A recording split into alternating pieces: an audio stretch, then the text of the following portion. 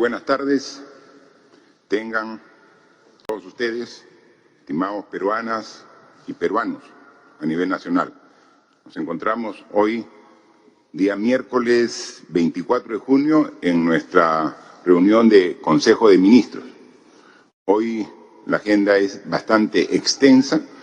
Estamos a media sesión que empezó hoy a las 8 de la mañana y tenemos previsto seguramente largas horas más de trabajo. También comunicarles que simultáneamente al desarrollo de la sesión de Consejo de Ministros esta mañana hemos establecido una conversación virtual con los jefes de gobierno, presidentes de los países de Latinoamérica y el Caribe, con el presidente de gobierno de España, como también con representantes de los funcionarios de instituciones, de organismos multilaterales e internacionales como el Banco Interamericano de Desarrollo, la CAF, el Fondo Monetario Internacional y diversas instancias para ver los efectos que va teniendo en las economías esta pandemia y cómo vamos a trabajar articuladamente en el proceso de recuperación a la situación normal del desarrollo y de la actividad económica en el mediano y largo plazo. Las medidas que venimos tomando en nuestro país también se vienen tomando de manera más o menos similar en otros países vecinos de la región, ¿no? Y a iniciativa del presidente de España es que hemos tenido esta reunión virtual. Ya ella terminó, ha sido de 4 horas, donde hemos visto la problemática propia con sus características de cada país, ¿no? Y finalmente hemos suscrito un acta que en el transcurso de la tarde la publicaremos para que sea de conocimiento de todos.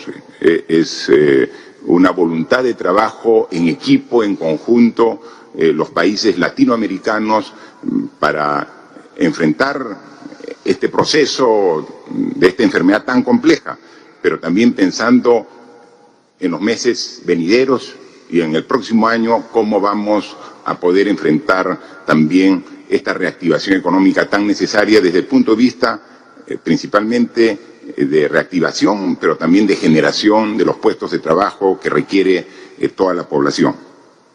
Como adelanté el día de ayer, 100 días es una oportunidad adecuada y necesaria para hacer un balance del camino recorrido hasta hoy en esta ardua lucha, difícil, contra una de las mayores amenazas para la humanidad entera. Es necesario siempre en este balance determinar cómo se dio la enfermedad, cómo nos encontró en el mes de marzo cuando se tomaron las primeras medidas, después de 100 días, en qué etapa estamos de la enfermedad y también tener claridad de hacia dónde vamos, ¿no? Es el antes, es el durante y es el después. Y de todo ello tenemos absoluta claridad de objetivos. El 15 de marzo tomamos la decisión de establecer este estado de emergencia, de definir una cuarentena, de cerrar las fronteras, porque nos enfrentábamos a un fenómeno que no era ni pasajero ni menor, era muy complejo, a una pandemia que no tiene precedentes en la historia y que pone en riesgo la salud y la vida de todos los peruanos. Lo hicimos con la determinación y el coraje con que siempre hemos actuado, cumpliendo el primer principio establecido en la Constitución. Acá está, la Constitución, que es la defensa de la persona humana, el derecho a su vida y a su integridad, como el fin supremo de la sociedad y el Estado. Ese concepto es el que ha marcado y definido todas y cada una de nuestras decisiones. Y no nos arrepentimos de ello. Nosotros hoy ratificamos que la decisión que tomamos el 15 de marzo era no solamente la mejor decisión, sino era imprescindible tomarla. De no haberlo hecho, no solamente tendríamos el daño que hoy podemos apreciar como consecuencia de este virus, sino sería multiplicado muchas veces el efecto negativo del mismo. Evaluaciones que se hacen de profesionales del Estado, como profesionales independientes del Perú y de otras realidades de otros países del mundo, concluyen lo mismo. Un país sin cuarentena hubiera entrado en caos y en una situación mucho más crítica de la que hoy estamos viviendo los peruanos. Hoy, sin embargo, después de 100 días, podemos ver que empezamos a tener resultados del gran esfuerzo que hemos hecho todos. Cada semana, para empezar el Consejo de Ministros, recibimos una información de la evolución de esta pandemia. Y en el caso de nuestro país, hemos visto ya desde hace 2 semanas indicadores, tendencias que nos dan aliento y esperanza en el futuro. Hoy, como tenemos las cifras que diariamente informa el Ministerio de Salud, podemos decir que de los 264.000 personas que han dado positivo en las pruebas que hemos determinado, ya más del 60% son personas recuperadas y solamente hay 104.000 personas que todavía tienen el virus activo de las 151.589 que ya se han recuperado. Nosotros venimos siguiendo esa relación entre personas infectadas activas y recuperadas desde hace varias semanas y meses. Primero estaba por el orden del 20-30%. Iba subiendo poco a poco la cantidad de personas que se iban recuperando, porque en su conjunto también los infectados siguen subiendo, pero la relación entre recuperados y totales cada vez era mayor. Nos dio mucha complacencia y satisfacción cuando los recuperados alcanzaron el 50% del total de personas infectadas. Hoy ya estamos en el orden del 60% de personas recuperadas y esta tendencia se da claramente en algunas regiones del país que tienen una curva de descenso de la persistencia del virus y claro, en otras no ocurre lo mismo y por eso tenemos que hacer ese análisis integral de todo el país. Aun cuando las cifras que deja la pandemia pueden ser duras y nunca las ocultamos, hemos dado pasos importantes que no se pueden negar y que merecen mencionarse. Le doy alguna de ellas. Hasta la fecha tenemos 1.560.653 personas que han sido muestradas.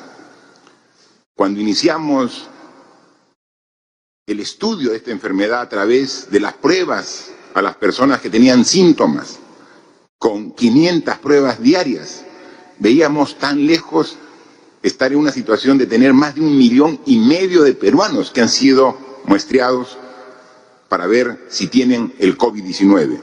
Ya hemos pasado esa cifra de 1,5 millones de personas y hemos pasado la cantidad diaria de 500 pruebas por día a niveles de 15.000 a 20.000 pruebas por día. Pero también la contención que nos propusimos desde el primer día nos ha permitido tener una mayor fortaleza en cuanto a recursos para enfrentar esta enfermedad. El 6 de marzo, cuando tomamos la noticia del primer caso en el Perú, también recibimos la información del Ministerio de Salud que ya habíamos dispuesto de 100 camas UCI en caso sean necesarios. Hoy tenemos más de 1.300. 1.323 exactamente. Al inicio dijimos tenemos que llegar a 500 camas UCI. Luego la meta fue llegar a 1.000 camas UCI. Estamos 1.323 y creemos que todavía debemos seguir esforzándonos para llegar a la meta que nos hemos propuesto de 2.000 camas UCI en las próximas semanas. De igual manera, hemos aumentado los equipos de respuesta rápida, los que están ahora saliendo con un médico, una enfermera, un técnico, para atender de manera domiciliaria a los que también requieren la atención del sistema de salud. Empezamos con 50 equipos de respuesta rápida, luego aumentamos a 250, ahora hay 2.000 equipos de respuesta rápida distribuidos en todas las regiones del Perú. Esta pandemia obligó a permanecer a los estudiantes en casa, pero no podíamos postergar la educación. El programa de Aprendo en Casa comprende y atiende a más de 6 millones de estudiantes que se están educando de manera remota. Hemos llegado ya, hoy en el informe, a 5.300.000 hogares que están siendo atendidas con el bono universal, un bono que entrega un apoyo económico de 760 soles a cada uno de los hogares beneficiarios. Más de 5 millones de hogares representan más de 15 millones de ciudadanos, de peruanas, de peruanos que han recibido y han sido beneficiados con este bono. A través de FAE Empresas, FAE MIPE, a través de Reactiva, ya hemos llegado a más de 200.000 empresas con un apoyo financiero para precisamente salvar también de la crisis que están sufriendo estas empresas. Hemos tenido que atender la necesidad y la demanda de peruanos que con el estado de emergencia se quedaron fuera del país, que se quedaron varados en distintos continentes y que a la fecha, en un número superior a los 40.000 peruanos, ya han retornado a su patria, al Perú. Estas son cifras del esfuerzo, no únicamente del gobierno, sino de todos los peruanos, de millones de compatriotas que durante estos 100 días se han mantenido en sus casas, de quienes han soportado y vencido a la enfermedad, de los profesionales de la salud, de policías y militares que están en la primera línea de la batalla, de millones de maestros, de niños estudiantes, universitarios, de jóvenes que se esfuerzan por mantener su educación, de los pequeños, medianos y grandes empresarios que todos juntos sostienen el aparato productivo y que generan empleo, de los trabajadores, de los agricultores, que hoy es su día, y los felicito a todos y cada uno de ellos en costa, sierra y selva, el personal de limpieza, los transportistas, los bomberos, todos han puesto su cuota de sacrificio y su esfuerzo para avanzar. En los últimos días, y a propósito de los 100 días del estado de emergencia, algunas personas y algunos comentaristas han señalado que el gobierno hizo bien en reaccionar frente a la pandemia, pero también dicen que hemos tardado mucho en resolver diversos problemas del país. Creo que les faltó decir problemas estructurales del país, graves falencias y deficiencias que debieron haber resuelto hace mucho tiempo. Algunos nos exigen que resolvamos los problemas del país en 100 días, los que no se han resuelto en 100 años. Eso es la contradicción. Nos reclaman ¿Por qué no hemos resuelto los problemas de salud, los problemas de la brecha en educación, los problemas de una adecuada digitalización? ¿Por qué no tenemos facilidades para transferir y evitar que hagan grandes colas los beneficiarios de los bonos? En fin, una serie de problemas estructurales que nos exigen. ¿Por qué no lo hemos resuelto en 100 días? Cuando al respecto no se hizo nada en los últimos 100 años. Por eso que para hacer un balance objetivo, real y transparente es importante saber cuál era la situación y cuál es nuestra realidad al inicio de esta pandemia, ¿no? Quiero rápidamente tocar algunos de los puntos más saltantes e importantes de la misma. Y tenemos que empezar por el sector salud, obviamente, ¿no? Les doy los datos a propósito del día de hoy, ¿no? En salud, como dije, ayer la muestra fue de 21.907 personas en todo el Perú, de los cuales 3.879 dieron positivos a COVID. Hospitalizados a la fecha tenemos 10.599. Tenemos en UCI con ventilación mecánica 1.166. Como dije, tenemos una disponibilidad de 1.300. Y como resalté al inicio, cómo ha ido evolucionando, que ahora tenemos 151.589 recuperados versus 104.514 personas que todavía están activas, ¿no? Entonces, esos son los datos a la fecha, que hay que tenerlos siempre presentes, ¿no? Y entonces, cuando nosotros manifestamos que hemos llegado a esta situación, cuando teníamos al inicio un sistema de salud tan precario que ponía en alto riesgo la salud y la vida de todos los peruanos. Y tenemos que recordarlo, que empezamos con una disponibilidad de 100 camas UCI y que luego, cuando ya declaramos el estado de emergencia, ya habíamos conseguido poder habilitar 276 camas UCI. De ahí partimos. Y en general, camas de hospitalización, teníamos 3.000 camas para una población de 32 millones de habitantes. Realmente era una situación crítica.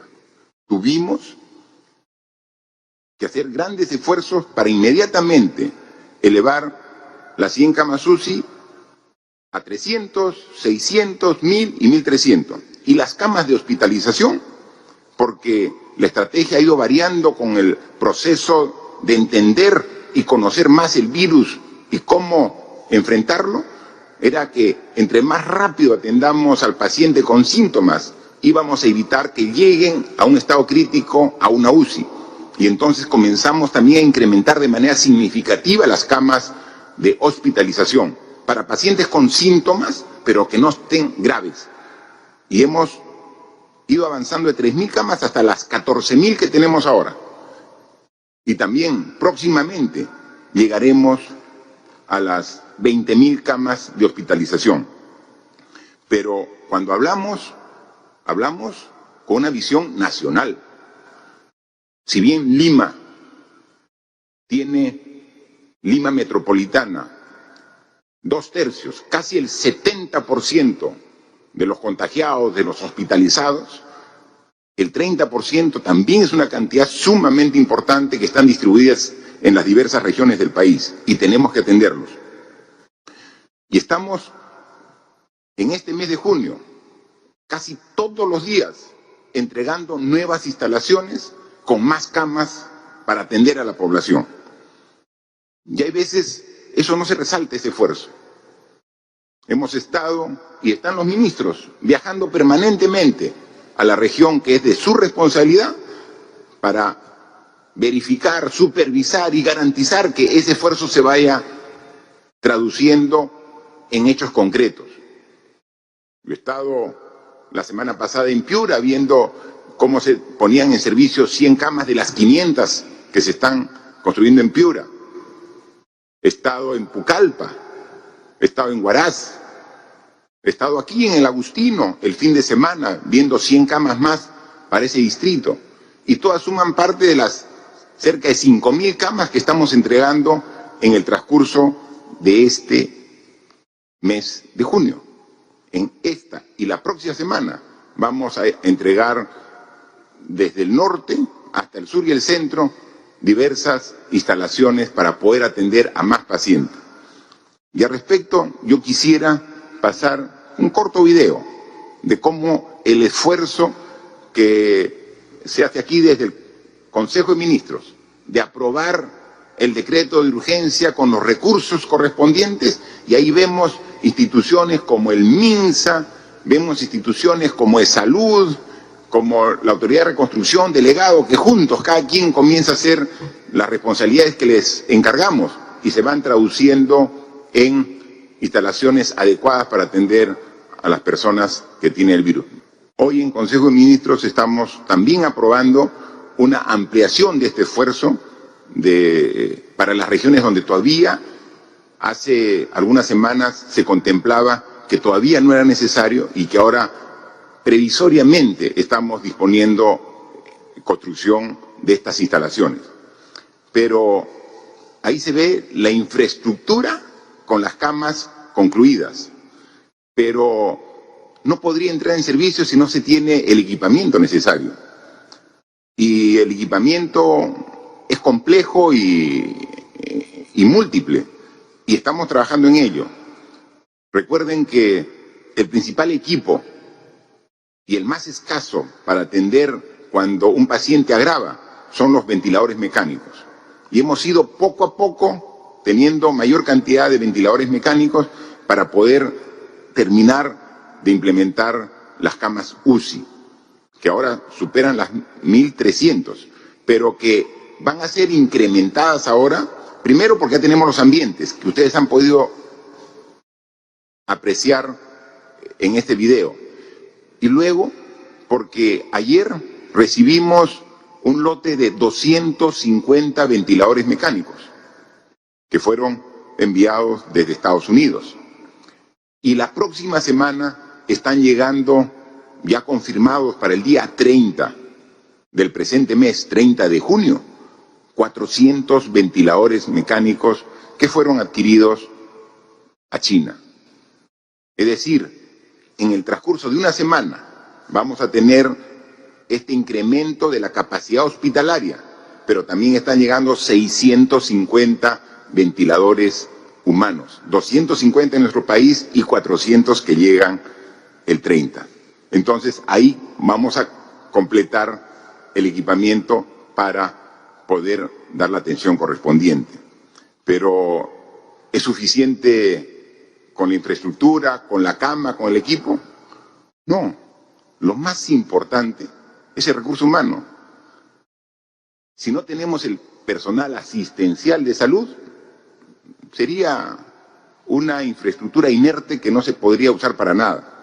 Y es ahí donde va mi total agradecimiento. El recurso humano está haciendo realmente grandes esfuerzos para atender esta pandemia. Mi agradecimiento a los médicos, enfermeras, personal técnico, obstetrices, o sea, todo el personal asistencial. Aquí antes había una distribución de responsabilidades, el emergencista, el intensivista. No, ahora se están sumando todas las especialidades porque no solamente estamos atendiendo la peor crisis de salud de la historia, sino incluso con una desventaja, que por las propias características de esta enfermedad, un número importante del personal de salud ha tenido que irse a su casa para cuidarlos, porque son adultos mayores, porque tienen alguna otra enfermedad que con el COVID podría hacer peligrar su vida, o porque incluso trabajando, atendiendo a los pacientes COVID, también se contagiaron. Eso ha originado una disminución de alrededor del 35% del personal de salud. el 65% que se ha quedado para combatir la enfermedad está haciendo este enorme trabajo. Mi agradecimiento eterno a ellos, porque están poniendo incluso en riesgo su propia vida para salvar vidas.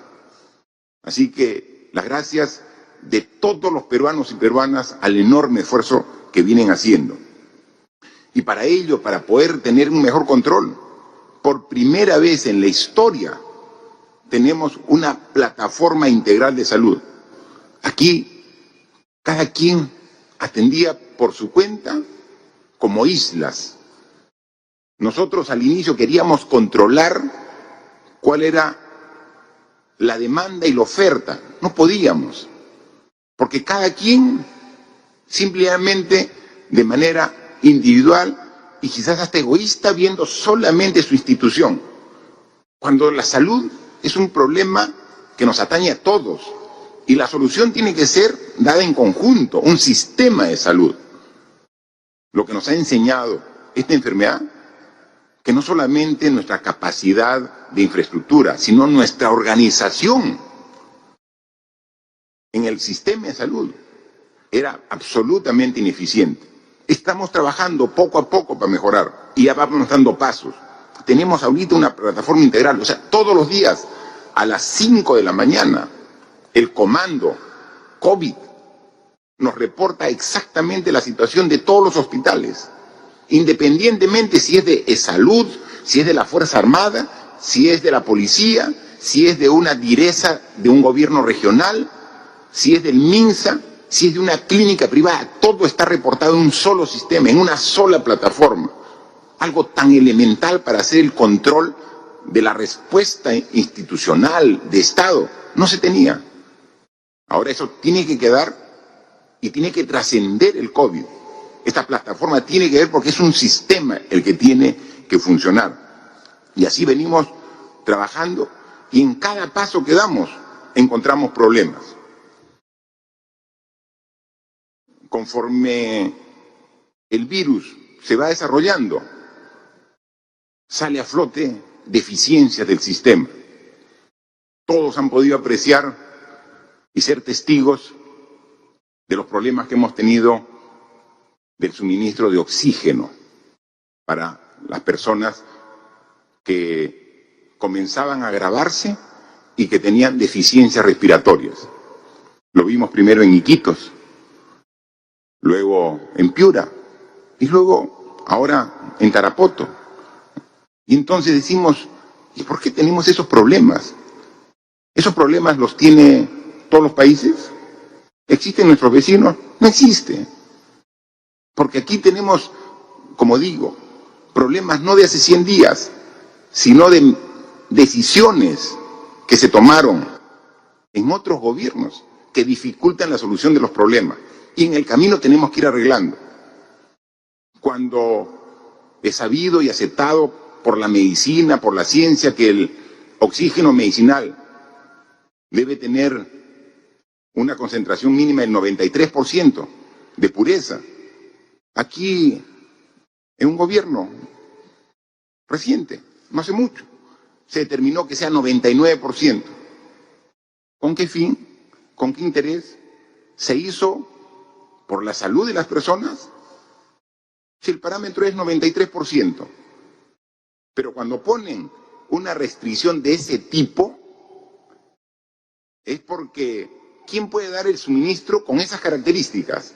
Y entonces, finalmente, sacas del mercado a toda la competencia que no tenga la posibilidad de abastecer oxígeno con 99%.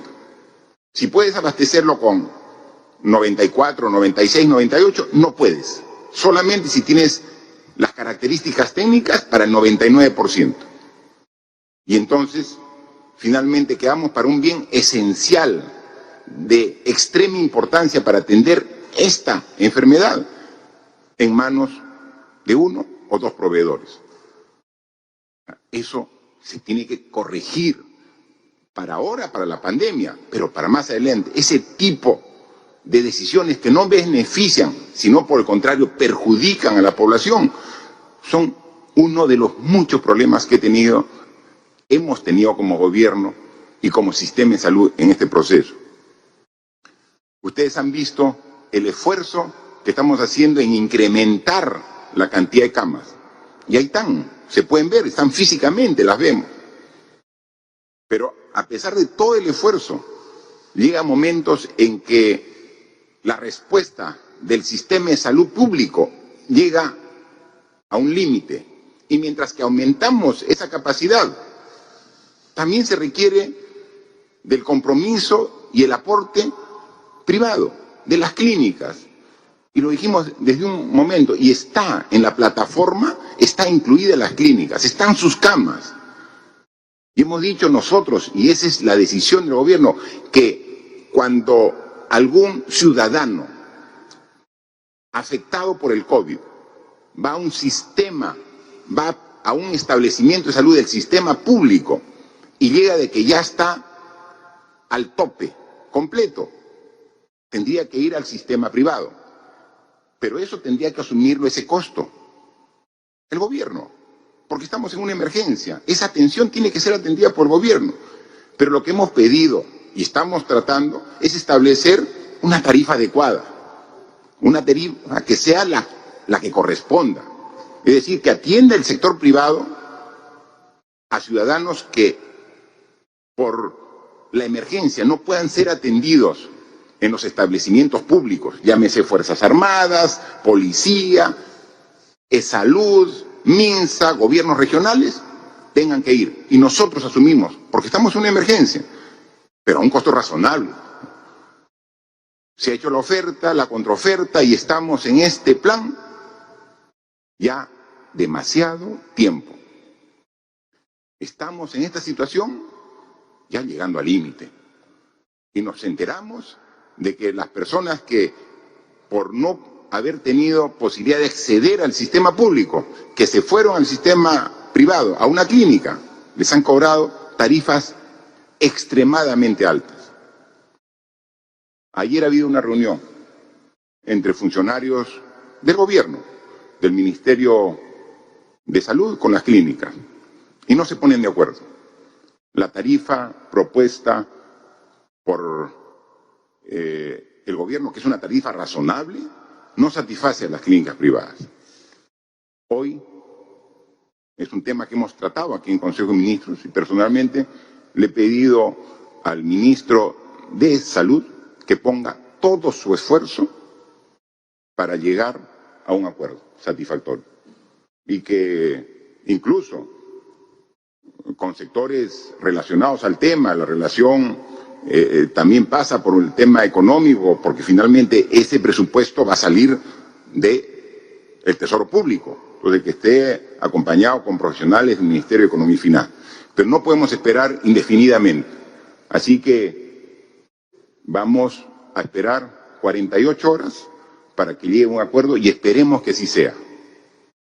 De no ser el caso, pensando en la salud, en la vida, y pensando en el artículo número 1 de la Constitución, invocaremos al artículo 70 de la Constitución. Y es claro, el artículo 70, la Constitución Política del Perú, de la propiedad, capítulo 3, el derecho de propiedad es inviolable. Completamente de acuerdo, la propiedad es inviolable. Y el Estado la garantiza. Se ejerce en armonía con el bien común y dentro de los límites de ley. A nadie puede privarse de su propiedad. Totalmente de acuerdo. Sino exclusivamente por causa de seguridad nacional o necesidad pública. Si hoy, en la crisis más grave de la historia, no estamos en el contexto de necesidad pública, ¿cuándo estaríamos? En consecuencia,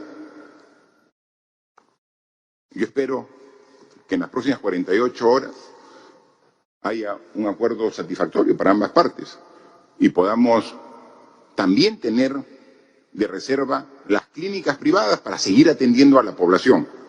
Vamos creciendo la oferta pública y ese es nuestro esfuerzo, pero si nos rebasa tenemos que usar la oferta privada. a precios razonables y esperemos que se llegue a un acuerdo conveniente, racional, en ese aspecto, como también tener la seguridad en la provisión de oxígeno en condiciones adecuadas y razonables para todo el Perú. Todo este esfuerzo ya va teniendo resultados. Yo quiero pasar a un mapa que hoy nos han expuesto el equipo de Prospectiva,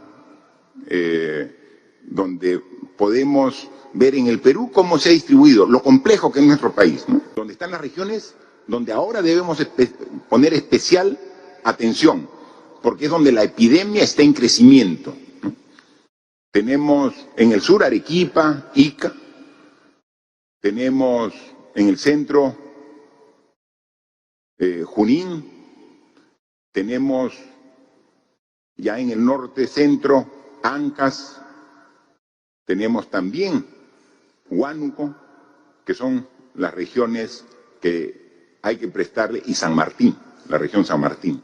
Entonces, tenemos ahí 6 regiones, 2, 4, 6, sí, 6 regiones, donde la curva de crecimiento todavía es hacia arriba, ¿no? Es el famoso RT, el factor de contagio. Cuando es mayor que 1, suben e incrementan. Tenemos esas 6 regiones.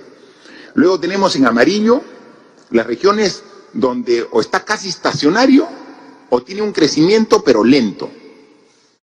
Y están básicamente las regiones en el norte de Cajamarca y Amazonas, en el centro la región de Pasco, y en el sur tenemos las regiones de Madre de Dios, Cusco, Puno, Apurímac, Huancavelica, Ayacucho, Moquegua, Huitán, ¿no?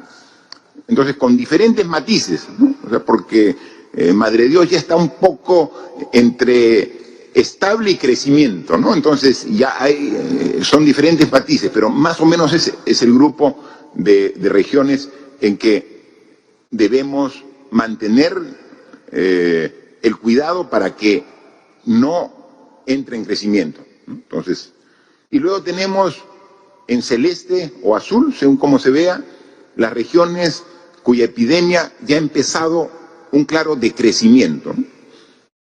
Y ahí está en la selva la región de Loreto y Ucayali, ¿no? Ya el RT, este factor de crecimiento, ya es menor de 1. Y en el norte están las regiones por donde al inicio golpeó más la enfermedad, Tumbes, Piura, Lambayeque, ¿no? Y ahí en esas 3 regiones se nota un decrecimiento. La Libertad todavía está en niveles altos, pero ya la curva nos han explicado que ya muestra un decrecimiento, ¿no? Y Lima, ¿no? Lima metropolitana, porque Lima provincias al norte Huacho y al sur Cañete todavía son ciudades que hay que prestarles mucha atención, ¿no? Entonces, esa situación son las que en promedio nos dan un R factor de contagios menor a 1, 0.9, alrededor de 0.9, con pequeñas diferencias y variables entre cada una de las regiones. Pero en absoluto significa que debamos bajar la guardia. Tenemos que continuar con el mismo esfuerzo. Hoy, cuando escuchaba la participación de los diferentes presidentes de América del Sur, principalmente, los vecinos, en esta reunión virtual que hemos tenido en horas de la mañana, veíamos que todos coincidíamos, que en algunas regiones, en algunos países, hay relativos resultados halagadores, esperanzadores, pero nadie puede decir que el tema está superado. Estamos en pleno proceso y no podemos bajar la guardia. También quiero referirme breve y rápidamente respecto a los bonos. Esta pandemia ha desnudado problemas estructurales, como ya lo hemos dicho, ¿no? Nosotros desde el inicio dijimos, hay personas, hogares que son vulnerables y que el hecho de mantener una cuarentena, que no salgan de sus viviendas, va a generar un problema de ingreso económico que puede afectar lo más urgente, la alimentación, y tenemos que dar. Y primero comenzamos ubicando en el padrón a las familias pobres y pobres extremas, ¿no? Después a las rurales, todo, y dijimos, no, tenemos que ir a un bono universal, retirando a los hogares que tienen un miembro que está en planilla y que no tiene problemas en estas circunstancias. Ya tenemos hoy un avance que 5.300.000 hogares han recibido un bono. El bono de 760. Sin embargo, no es suficiente. Tenemos que continuar. Se estima, si bien hay 5.300.000 hogares que ya pueden decir, sí, recibí este apoyo del gobierno, calculamos que todavía hay 2 millones de hogares que no han sido atendidos porque no están en el padrón y que recién ahora estamos haciendo los algoritmos en la base de datos que tiene René para incorporarlos y poder cumplir con ellos ahora en el mes de julio. Hemos dicho que queremos llegar a todos. Voluntad tenemos, recursos ya están asignados. El problema es el sistema, primero, de identificación que tenemos en los hogares. Y luego otro gran problema que tenemos es para llegar con los recursos. Qué fácil sería que todos tengan una cuenta en un banco, ¿no? Y por eso también hemos sacado una norma para bancarizar y que todo peruano tenga una cuenta en el Banco de la Nación, ¿no? Y entonces rápidamente hacemos el depósito. Pero no, un gran porcentaje de estos hogares no tiene cuenta en banco. Y entonces la transferencia es compleja. Y es compleja en las ciudades. Imagínense cómo es de compleja para llegar a las zonas rurales dispersas con el bono de 760. Lo estamos haciendo. Y ahí encontramos nuevamente, así como el oxígeno, normas que favorecen a determinada empresa. Tenemos que usar las empresas de transportes de valores para llegar a los sitios más alejados. Pero cuando yo le pido a la ministra, oye, contrata pues a 6, 8, 10, 20 empresas de transporte para que llegue, no se puede. O sea, los requisitos que tenemos en el Perú para hacer transporte de valores son tan altos que solamente 2 empresas en el Perú pueden hacer transporte de valores. ¿Se dan cuenta?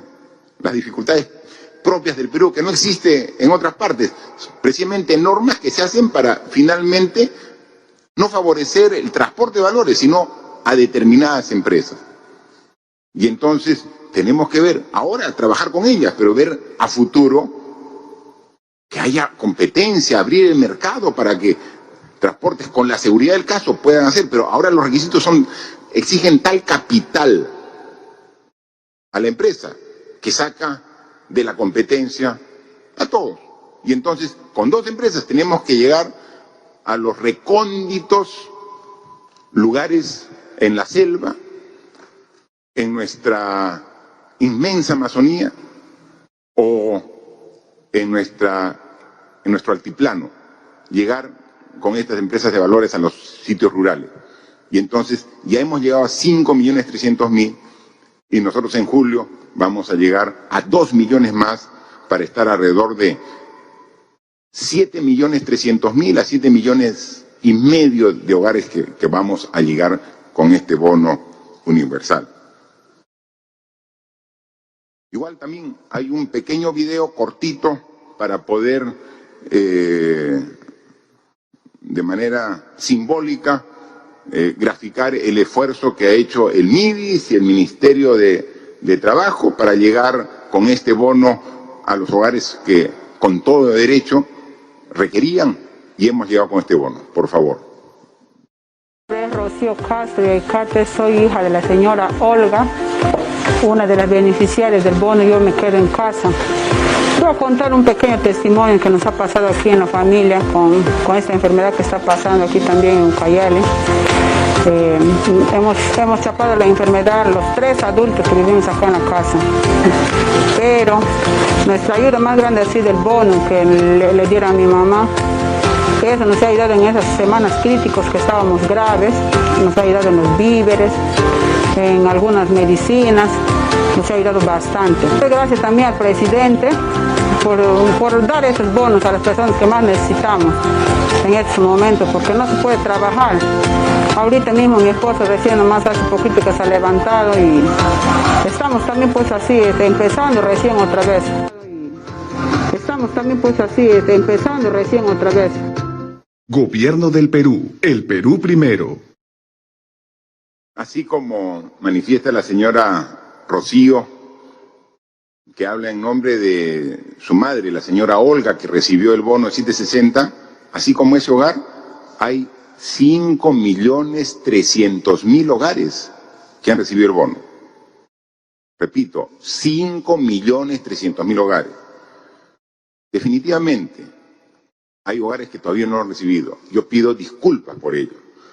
El sistema propio que tenemos no ha permitido ubicar dentro del padrón y estamos haciendo esfuerzos para lograr llegar a todos los hogares que lo requieran. Pero que no vengan a decir que el bono no ha llegado a nadie. Ha llegado a 5.300.000 hogares, en costa, sierra y selva. Y seguimos en este esfuerzo y que esperemos que antes que termine el mes de julio podamos decir que llegamos a los 7,5 millones de hogares que realmente lo requieran. Estamos en ese esfuerzo, pero es parte de nuestro país, es parte de los problemas que tiene nuestro país. País lindo, megadiverso, extenso, complejo, pero que también hace complejo la llegada de esta obligación que nos hemos impuesto como gobierno de llegar con este bono universal a todos los hogares que lo necesitan. A los hogares que no hemos llegado, repito, las disculpas, pero estamos en pleno proceso para concluir. Seguramente pueden encontrar, y es cierto, pueden encontrar a 1, a 10, a 1.000, a miles de hogares que todavía no hemos llegado, porque falta 2 millones que estamos identificando, pero hay 5.300.000 hogares que, como la señora Olga, han recibido este bono. Y si hacemos un promedio de 3 personas por hogar, estamos hablando que ya hemos llegado a alrededor del 50% de la población de nuestro país. Quisiera ir hablando los temas complejos que hemos tenido durante este proceso. Mercados. Hemos visto que cuando hicimos una muestra en mercados, cómo era el nivel de contagio. Encontrábamos mercados con 40, 50, 80% de vendedores que estaban contagiados, que estaban con el COVID. Y entonces uno iba a comprar al mercado, a abastecer productos de primera necesidad, se contagiaba, iba con el virus a casa y contagiaba a toda la familia. Ha habido una intervención importante en los mercados. Se ha trabajado muy coordinadamente el Ministerio de Agricultura, el Ministerio de la Producción, los municipios, donde ahí han puesto el hombro los municipios para ordenar los mercados y hacer los cambios necesarios para que no sean focos de contagio, sino que sean focos donde el productor agrario pueda llegar con sus productos y con total seguridad pueda expenderlos. Tenemos que, por ejemplo, aquí en Lima se intervinieron 23 mercados, como una muestra, los más grandes, los más importantes. Ya 22 han abierto, pero en otras condiciones. Y eso nos permite controlar el contagio del virus, pero también nos permite controlar el contagio de cualquier otra enfermedad.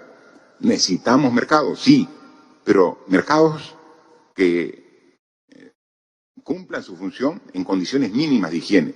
Y entonces, concluido y terminado este proceso de enfrentar la pandemia, tenemos que tener en general en todo el país mercados ordenados y que no sean focos de contagio ni de esta ni de ninguna otra enfermedad. Ya también hemos intervenido en varias regiones y poco a poco se han ido reabriendo los mercados intervenidos en las diferentes regiones, principalmente en las que tenía mayor efecto el contagio del COVID, pero ya este es un trabajo y una tarea pendiente que como Ministerio de Agricultura tenemos que hacer con todos los alcaldes. No puede haber mercados que no estén en condiciones adecuadas.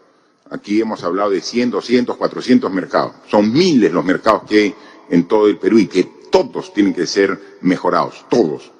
Tenemos que pensar ya no solamente en cómo atendemos las necesidades del COVID, tenemos que ver a futuro cómo cuidamos la salud. Eso es el aprendizaje que nos debe dejar esta enfermedad. Igual también se hizo un esfuerzo para que, mientras que llegaba el bono, que hemos visto que demora, a los 1.800 municipios transferimos más de 200 millones de soles para que ellos nos ayuden llegando a las personas y familias vulnerables con más de 2,5 millones de canastas de productos de primera necesidad, alimentos, ¿no? Se ha hecho ello, en gran parte se ha avanzado, ¿no? Pero ocurre lo que siempre ocurre, ¿no? Cuando hacemos el esfuerzo de como gobierno transferir al municipio. Y hay municipios muy eficientes que llegan con la canasta a las personas que corresponden, ¿no? Cuando eso ocurre, todo el mundo agradece al alcalde, al municipio, que cumplió con su función. Pero hay en otros casos donde no hay esa misma eficiencia. Y entonces el esfuerzo que hacemos de transferir presupuesto a municipios para que lo convierten en canastas y lleguen a las poblaciones vulnerables, no llega. Y cuando eso se trunca en el camino por deficiencia en el proceso, somos los responsables. Entonces, cuando el proceso sale bien, la felicitación para el alcalde. Cuando el proceso sale mal, la crítica para nosotros. La aceptamos. Y estamos viendo las formas y mecanismos de corregir para que cuando se usen estos mecanismos sean eficientes y controlados para que no llegue a destino inadecuado, porque también hemos visto que funcionarios que no corresponden han recibido estas canastas y eso, aprovecharse de una situación de crisis, o sea, es inaceptable.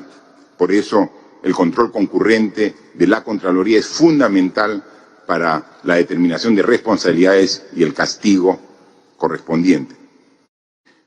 Pero así como hemos atendido a la población vulnerable, a las familias, el bono, la canasta, como hemos atendido a los afectados, a los pacientes, los que van al hospital, los que van a UCI, cómo vamos incrementando, hemos tenido desde el 15 de marzo una paralización de la economía. O sea, tuvimos que la actividad económica paralizarla para evitar de que el virus se expanda de manera exponencial. Entonces, paralizarla. Y hemos estado desde el 15 de marzo, todo el mes de abril, hasta mediados de mayo, prácticamente con la economía parada.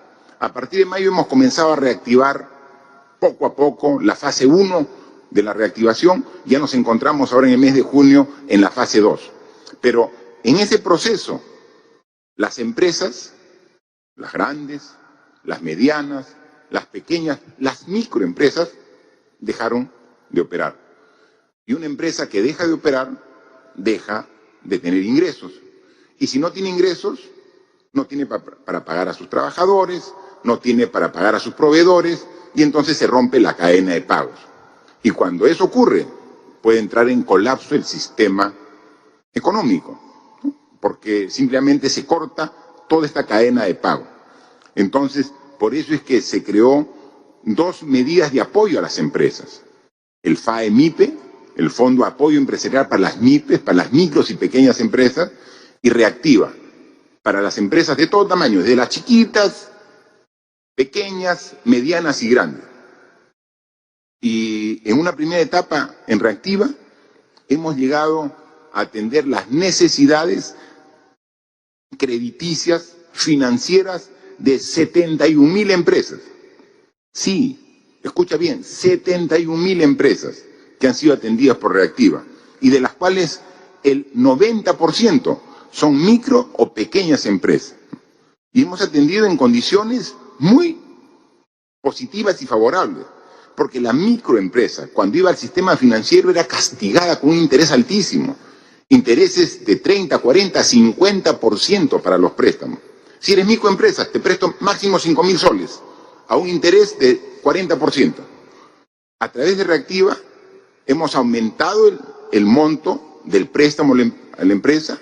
Estas estos créditos a microempresas están por el orden promedio de 15.000 soles, un monto superior al que normalmente accedían antes de este programa en la banca, pero lo más importante, a un interés que no llega al 3%, cuando antes el interés para estas microempresas eran realmente castigadas por ser micro por la banca, y ahora ellos han accedido. Y esas son las empresas que en su gran mayoría se han beneficiado con FAE, MIPE, el Fondo de Apoyo Empresarial, que son más de 140.000 empresas, y el 90% de estas 71.000 empresas que han sido atendidas con reactiva.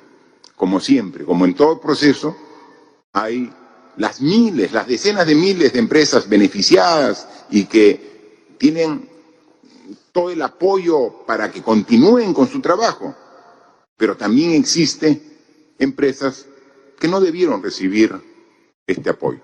Entonces, ahora en esta etapa tenemos que aumentar nuestros niveles de control, de fiscalización, para que eso no ocurra. Y hay que ver, pero si comparamos, ¿cuántas son? ¿10, 20, 30? Las que no les correspondía y han recibido el préstamo del sistema financiero. Pero hay que compararlas con las más de 70.000 por el lado de reactiva y las más de 140.000 de FAEMIP que sí les correspondía. Pero hay algunas empresas que, a pesar de ello, tienen problemas laborales, tienen una planilla, una carga laboral que no pueden sostener durante estos meses de paralización y que incluso llegan a facturar en algún tiempo cero, ¿no? Entonces ahí, a través del Ministerio de Trabajo, se está viendo y evaluando lo que corresponde para esta facilidad que se da para atender cuando el caso lo requiera, esta suspensión perfecta, es decir, una interrupción temporal del trabajo por un tiempo temporal, para que luego, cuando ya comenzamos las actividades, otra vez estas empresas comienzan a ver nuevamente incorporan a los trabajadores. Pero, sin embargo, la preocupación no solamente de la ministra de Trabajo, sino de todo el gabinete es: hay micro y pequeñas empresas que van a dejar de pagar a sus trabajadores, y como son trabajadores que ganan menos de 2.400 soles, pueden estar 1, 2, 3 meses sin ningún ingreso, ¿no? Y eso no solamente afecta al trabajador, afecta a su familia y afecta a todo el sistema. Entonces, también hoy día hemos aprobado un decreto de urgencia, en realidad se aprobó ayer el decreto de urgencia, que hoy día fue publicado, para que estos trabajadores tengan un subsidio también del gobierno, ¿no? Se le está dando un subsidio mensual de 760 soles, equivalente al bono de los hogares, del bono universal, hasta en 3 meses para las empresas que tienen menos de 100 trabajadores y cuyos trabajadores tienen una remuneración menor a 2.400 soles. A ellos vamos a atender temporalmente hasta 3 meses con un subsidio de 760 soles, esperando que rápidamente la empresa se active nuevamente en esta etapa de reanudación de actividades y pueda recontratar o continuar con la labor que venían desempeñando. O sea, esto es sumamente importante, y por eso lo que signifique, ya están los recursos asegurados para que podamos, a través de la planilla electrónica, verificar y llegar a esos trabajadores, ¿no? Entonces, tenemos que en esta etapa pensar en el trabajador, también en la empresa, en las familias vulnerables, en el tema de combate. Todo es un aspecto que en una crisis tan compleja como la que estábamos, no había catálogo, no había un manual de acciones en caso se tenga un COVID o una crisis sanitaria como la que venimos pasando.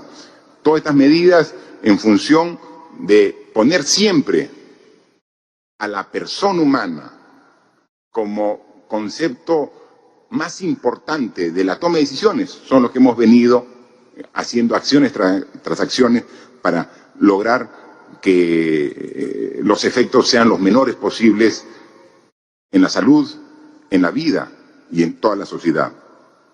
y estamos ahora en una etapa de reinicio de actividades, ¿no?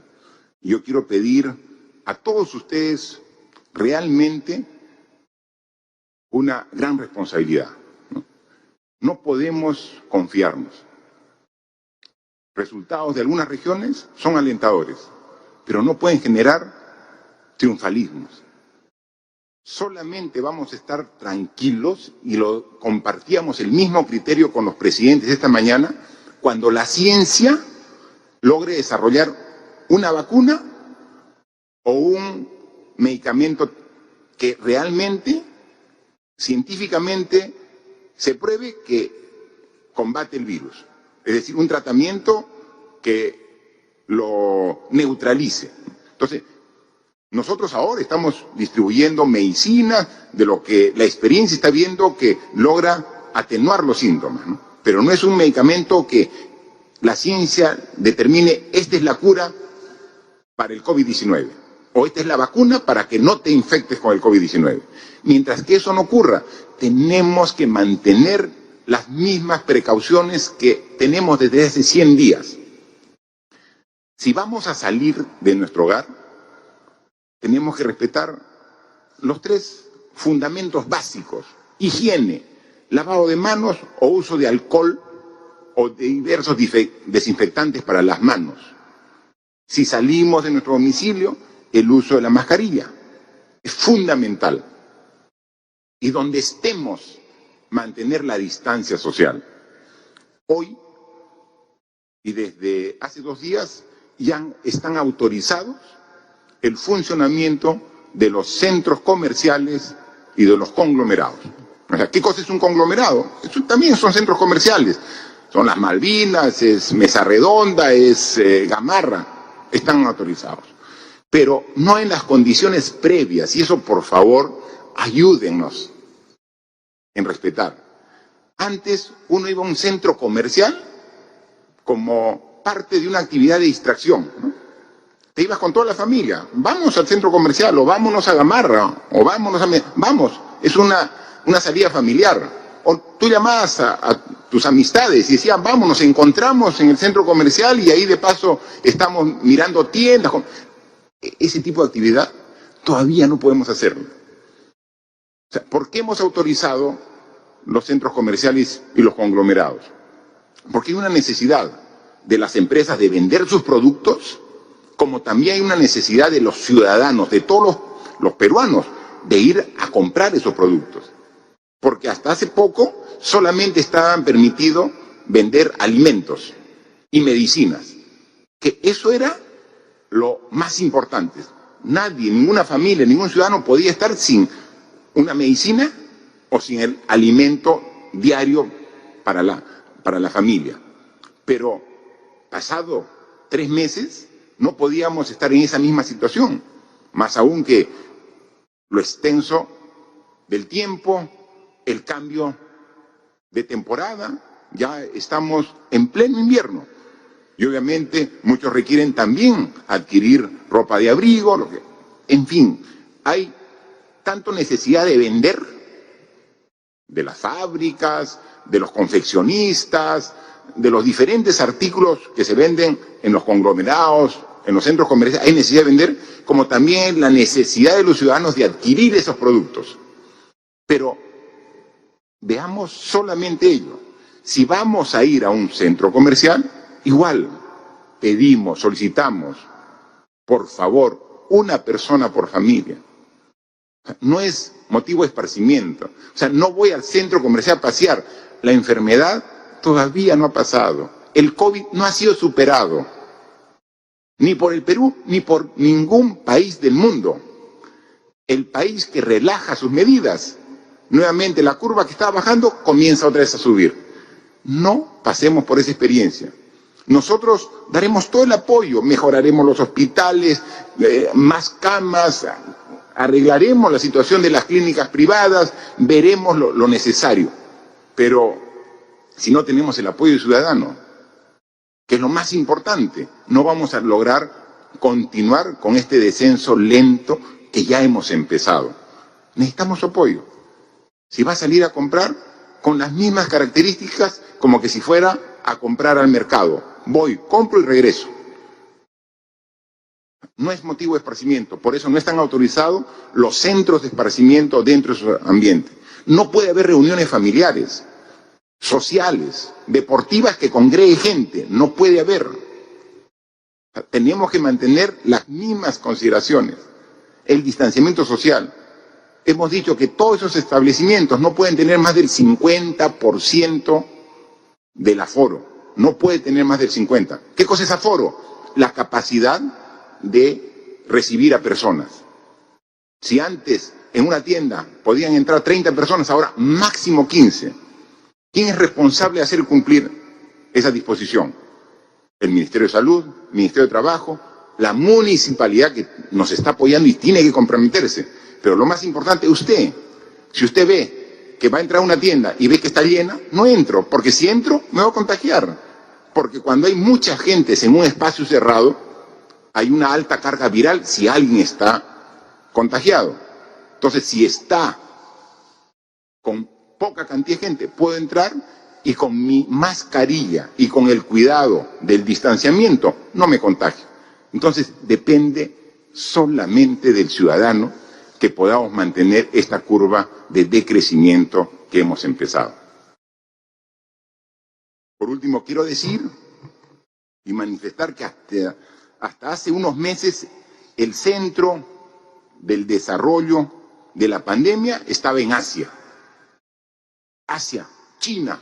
China era el foco de la atención mundial. Luego comenzó a apagarse ese foco en China y se prendió el foco en Europa. Y luego en Europa ya este foco está un poco tenue. ¿Y dónde está encendido ahora el foco del coronavirus a nivel mundial? En América. Este es el centro. Y eso lo estamos evidenciando y nos está costando a todos. Pero siempre miraremos esta situación con esperanza y fe. Estos 100 días nos han dejado muchas lecciones aprendidas para el país y espero que para cada peruano y peruana.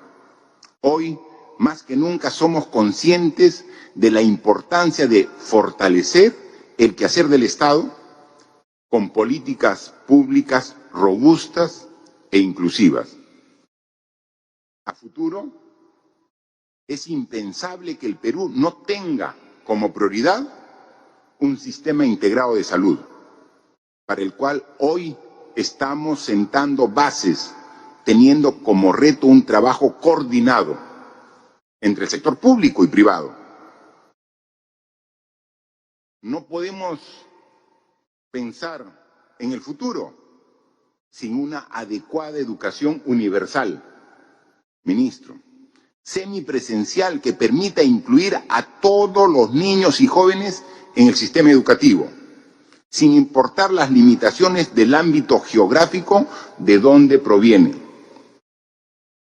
Un Estado más presente en los hogares de pobreza y pobreza extrema, priorizando el uso de mecanismos bancarios virtuales que faciliten una entrega real de la ayuda, para no tener los problemas que hoy estamos sufriendo. Un Estado que tenga los mecanismos para trabajar de manera adecuada y rápida en coordinación con el sector privado, más aún en temas como los que estamos viviendo de emergencia. Finalmente quiero decirles a todos que siempre serán bienvenidas las críticas, siempre. En cada paso que hemos dado, hemos encontrado más de un problema. Pero por favor, no podemos ser mezquinos y no reconocer el enorme esfuerzo de todos, no solamente del Ejecutivo, sino de todos los peruanos que han puesto el pecho frente a la adversidad. Desde aquel ciudadano que decidió salir lo menos posible en la pandemia, la empresa que cambió de giro su negocio para sobrevivir y mantener a sus trabajadores, hasta ese peruano, ¿recuerdan?, que vendió el oxígeno a un precio justo. Creemos en la capacidad y la fortaleza de los peruanos. Seguiremos trabajando hasta acabar con este mal, reactivar nuestra economía y retomar la senda del crecimiento y el progreso en beneficio de todos los peruanos. Este gobierno está convencido desde el Ejecutivo que solo con la unidad podremos seguir enfrentando esta pandemia. No solo decirlo, como todos dijeron al inicio, estemos unidos, sino demostrando unidad, sin incentivar la desesperanza y la incertidumbre que tanto daño hacen en la moral de la población. En esta nueva fase necesitamos una vez más de cada uno de ustedes, hombres, mujeres, jóvenes, niños, empresarios, trabajadores, para cuidarnos y cuidar a los nuestros. Y sobre todo, no jugarle mal al Perú. El futuro del país depende de todos nosotros. Por favor, no bajemos la guardia. Muchas gracias. Muchas gracias, señor presidente. Iniciamos la ronda de preguntas virtuales. La primera es de Vía Televisión San Martín. Señor presidente, ante todo expresar nuestro profundo pésame a todas las familias sanmartinenses que han perdido a sus seres queridos y decirles que tengan mucha fuerza. Nuestras preguntas. ¿Cuál es la posición del presidente Vizcarra frente a la negativa del Premier y de la ministra de Trabajo de ir y verificar la falta de oxígeno en el hospital de Tarapoto?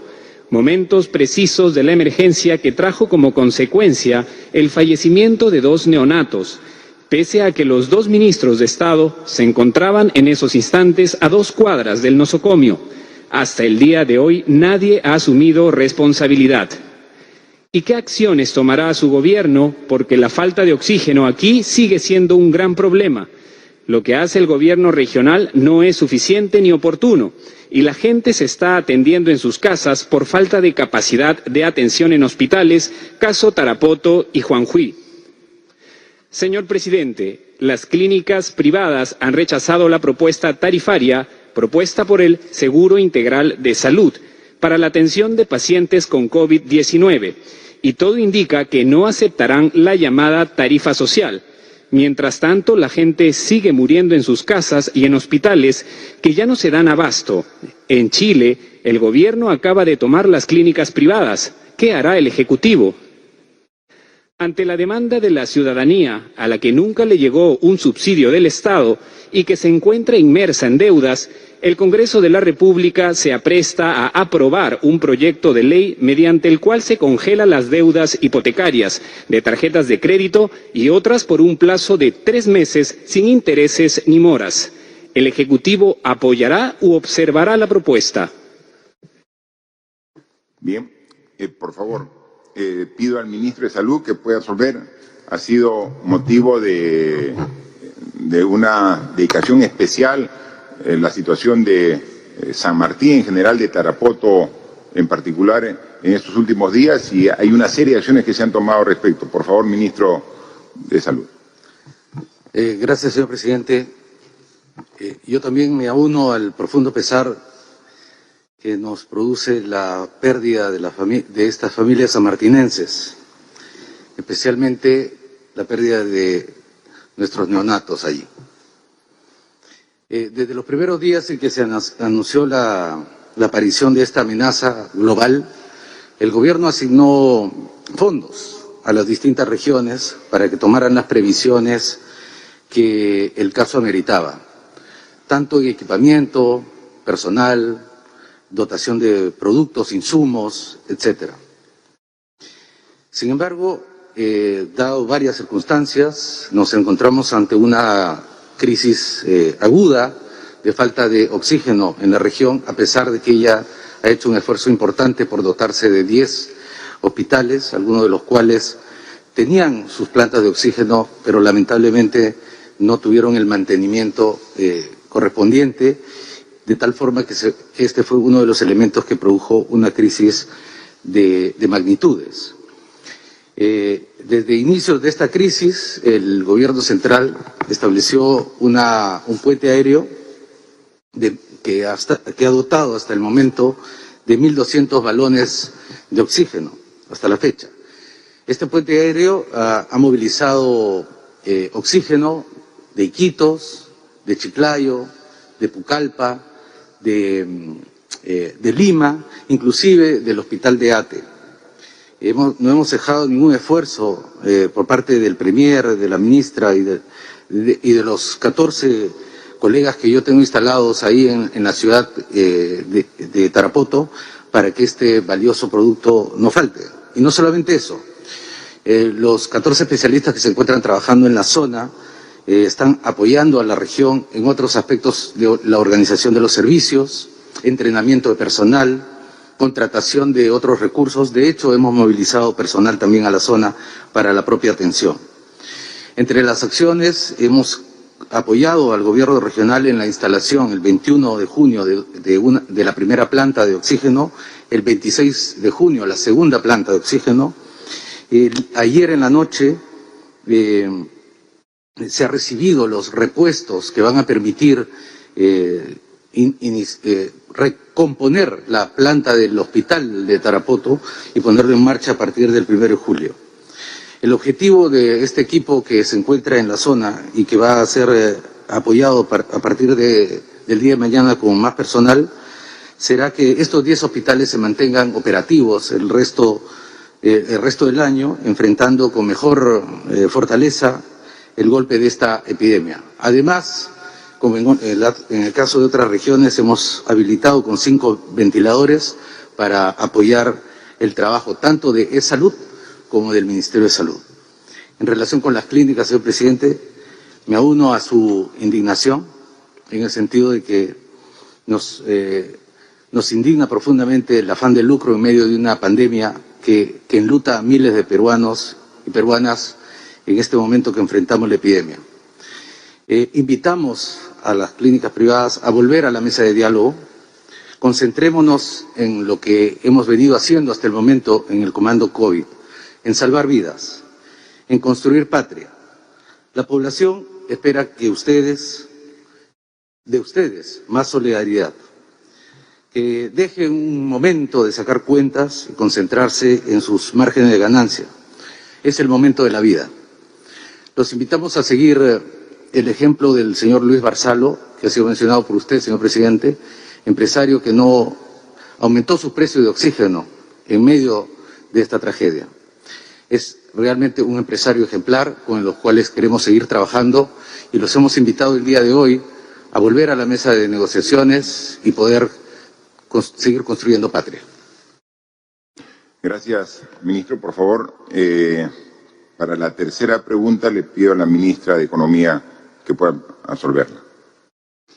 Gracias, presidente. Desde el día 1 de la crisis, nosotros teníamos una enorme preocupación por la situación de los créditos. Sabíamos que las personas y las empresas iban a tener mucha angustia por estas deudas. Desde el día 1 nos reunimos con la superintendenta de Banca y Seguras, con el presidente del Banco Central, y se han desarrollado una serie de instrumentos en el marco de las competencias de la SBS y del Banco Central para poder contribuir a las reprogramaciones. Al día de hoy, aproximadamente 8.9 millones de créditos han sido reprogramados. En algunos casos, las reprogramaciones tienen 6 meses de gracia. La tasa de morosidad no ha subido de manera significativa, lo cual es un indicador para nosotros que están funcionando las reprogramaciones.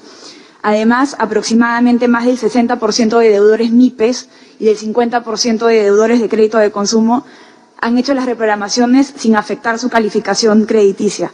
Las reprogramaciones, los instrumentos que ha sacado el Banco Central y la SBS están ayudando a esto. En ese sentido, esa preocupación por el ciudadano se trabajó desde el día 1. Respecto a las propuestas que hay en el Congreso, todavía no hay una definitiva. Nosotros estamos muy preocupados por los impactos en el ciudadano. Aproximadamente se podría afectar a 6 millones de ahorristas en el sistema financiero, y lo más grave es que hay una enorme diversidad en el sistema financiero. Hay 15 bancos, 10 financieras, 12 cajas municipales, 7 rurales y 9 EDIPYMES. Es un sector financiero muy variado y creemos que los impactos de este proyecto de ley van a afectar a las entidades, especialmente las microfinancieras, las que se especializan en MIPES y en créditos a personas naturales. Creemos que este proyecto además es inoportuno en una situación de crisis económica cuando necesitamos un sistema financiero que sea solvente para ayudar con la reactivación. Nosotros estamos abiertos al diálogo, abiertos a dar nuestras posiciones técnicas. De hecho, ayer el presidente del Banco Central, la superintendenta de Banca y Seguras y yo hemos tenido una reunión bastante importante con la mesa directiva del Congreso. Ellos han mostrado mucha apertura a escuchar nuestros argumentos y vamos a seguir trabajando en mejorar los instrumentos para que los ciudadanos no se vean afectados. Pero ya hemos dicho que un proyecto de esta magnitud va a generar mucho daño en el sistema financiero y en los ahorristas. Muchas gracias. Muchas gracias.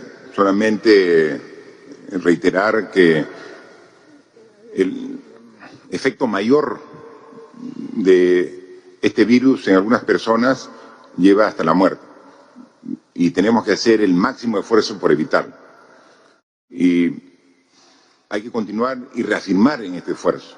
Y cada una de las acciones que hacemos es para salvar la vida y para salvar la salud de las personas. Pero en algunos casos, a pesar del esfuerzo que se ha hecho por las condiciones propias que hemos explicado a lo largo de esta conferencia, no se puede evitar.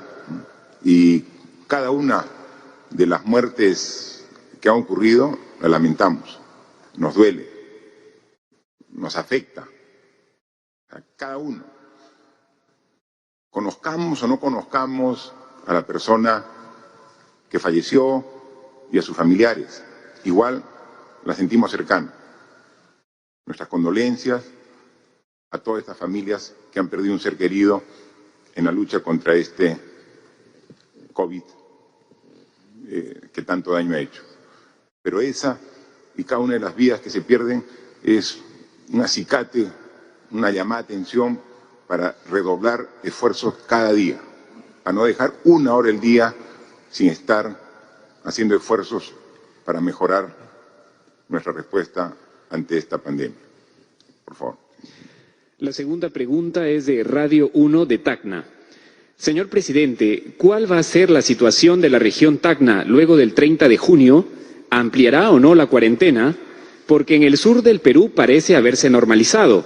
Hoy, violando todas las normas sanitarias, el gobernador regional, prefecto, alcaldes provinciales y distritales participaron en una ceremonia por el Día del Campesino, congregando a más de 500 personas sin mantener el distanciamiento social, entregando lampas y picos y, como usted ha dicho, entregando COVID de yapa. Además, ¿qué nos puede decir de los 15 ventiladores que usted entregó en Tacna, que son para neonatos y la Contraloría ha observado su operatividad? Dos reflexiones que se puede sacar de la pregunta de este medio de comunicación de Tacna, Radio 1. Decirles que, como ha sido la parte central de esta intervención que yo he hecho, dirigida a todo el país y con mayor atención para las autoridades, que no podemos bajar la guardia.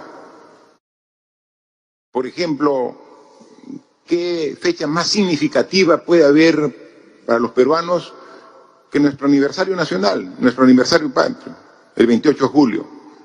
Y el 28 de julio es un hito en el calendario nacional con la misa en la catedral, la presentación en el Congreso, el desfile militar que con tanta gallardía vemos y emocionados. Eso no puede haber. Tenemos que ser coherentes con lo que decimos.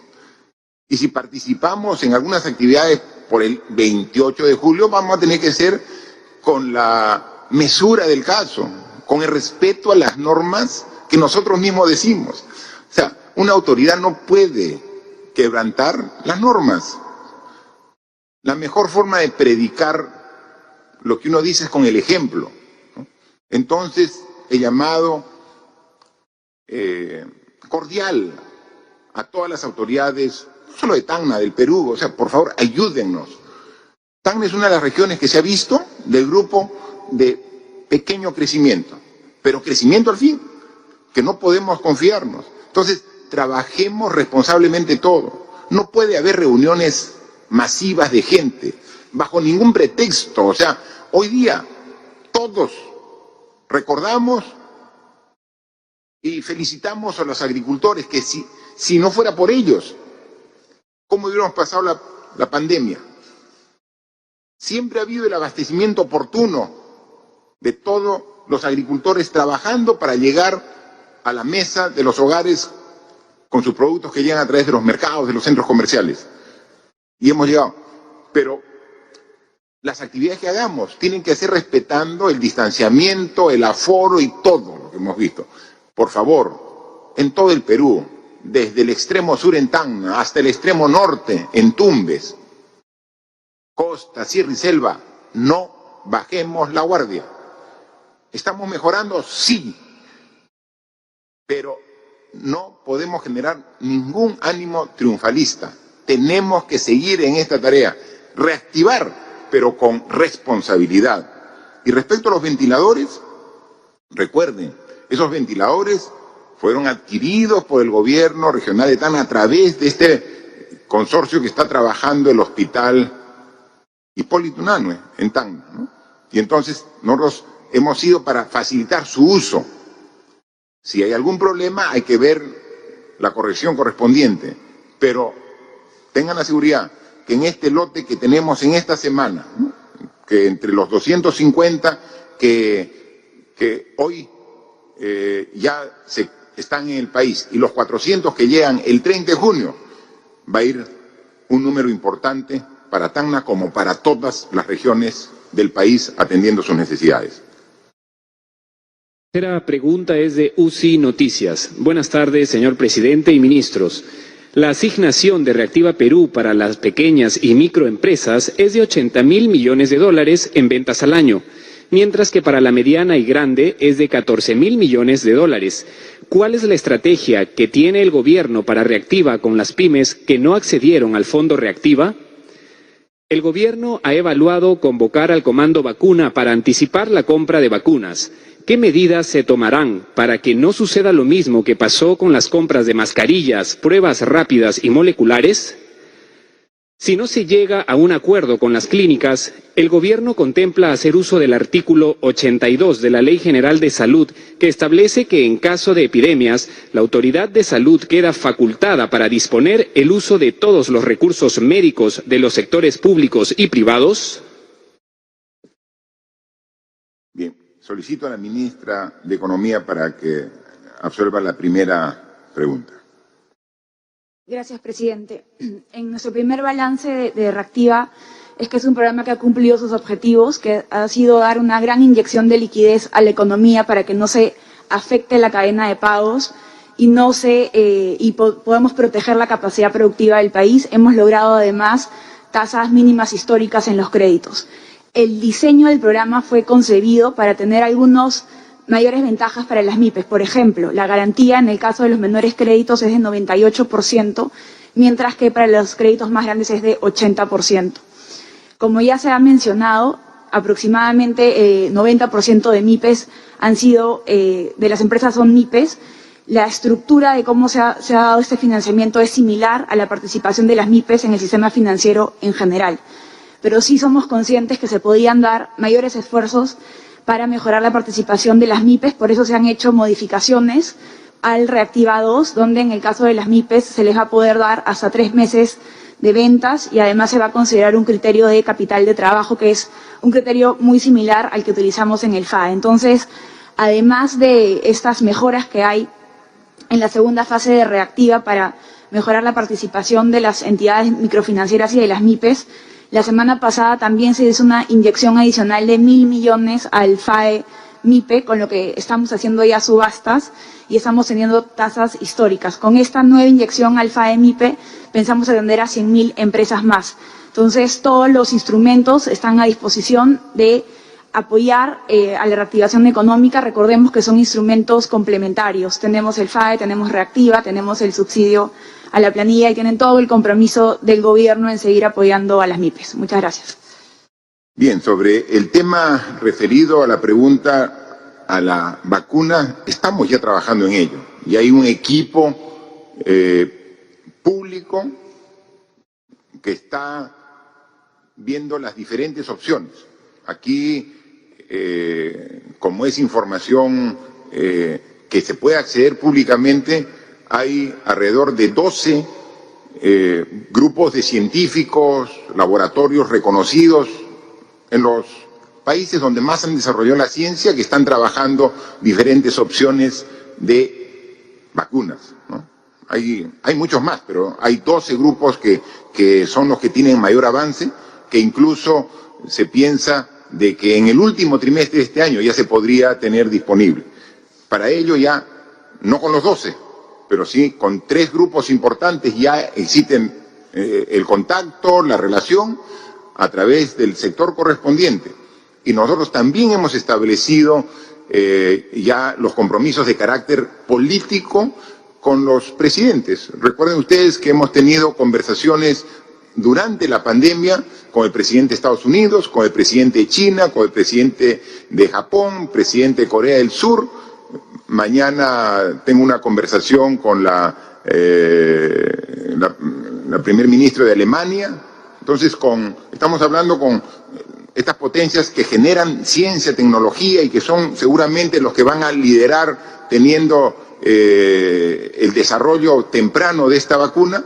Ya hemos el compromiso de carácter político, pero también el trabajo directamente técnico, profesional, público y privado, porque hay un sector privado que también está trabajando. Así que estamos con mucha responsabilidad al tanto de este tema, ¿no? Y luego, en el tema, la pregunta anterior lo dijo, esta también referida a las clínicas. Miren, tenemos los argumentos legales. O sea, no solamente es la Constitución con el artículo 72, el 59, el que respalda, sino la propia ley general, la ley sectorial de salud, ¿no? Entonces, estas normas ponen salidas legales a casos extremos, a casos extraordinarios. Y bueno, pues si este no es un caso extraordinario, ¿cuál es? ¿Cuál sería? Entonces, por eso es que se da un plazo perentorio, 48 horas, con la mayor disposición de encontrar un acuerdo. No es que porque tenemos vamos a ir, no, con la predisposición, como debe ser un diálogo honesto, transparente, de la manera racional que corresponde, ¿no? Y esperemos que así sea, si no, obviamente con la ley en la mano tendremos que garantizar que así como hay un esfuerzo para mejorar la oferta del sistema de salud pública, también tiene que estar la oferta privada a disposición del ciudadano, de la persona que merece cualquier esfuerzo en estas circunstancias. Por favor. La siguiente pregunta es del portal convoca.p. Presidente, sobre lo que usted acaba de mencionar y de no alcanzar un acuerdo en 48 horas con las clínicas, ¿qué implica la alusión suya sobre el artículo 70 de la Constitución? Pues puede interpretarse como afectación a la propiedad. ¿Se aplicará la regulación de precios a cambio de un precio justo que pagará el Estado? ¿Podría precisar quiénes participan en esta negociación? ¿Cuándo será depurada la lista de beneficiarios del programa Reactiva Perú, que incluye a empresas investigadas por el caso Lavajato, a clínicas que hoy cobran 8.000 soles diarios por camas UCI y a medios de comunicación que despidieron periodistas? Hace poco la procuradora del caso Lavajato, Silvana Carrión, dijo a Convoca.p que los filtros de Reactiva Perú se deben mejorar y COFIDE debe excluir del beneficio a todas las empresas investigadas por corrupción, lavado de activos y otros delitos incluidos en los alcances del decreto legislativo 1508. ¿Retirarán las garantías a estas empresas? ¿Cuántas y cuáles son estas compañías? ¿Cuál será el procedimiento? ¿Por qué hay tanta diferencia en las cifras de fallecimientos por COVID-19 en reportes oficiales del MINSA y el SINADEF? Un análisis que hizo Convoca.p encontró que los galenos registraron más de 9.000 muertes confirmadas por COVID-19 entre el 19 de marzo y el 14 de junio, mientras que el MINSA publicó que hubo 6.860 muertes. ¿Pueden explicar por qué existe tanta diferencia en un mismo periodo? Bien,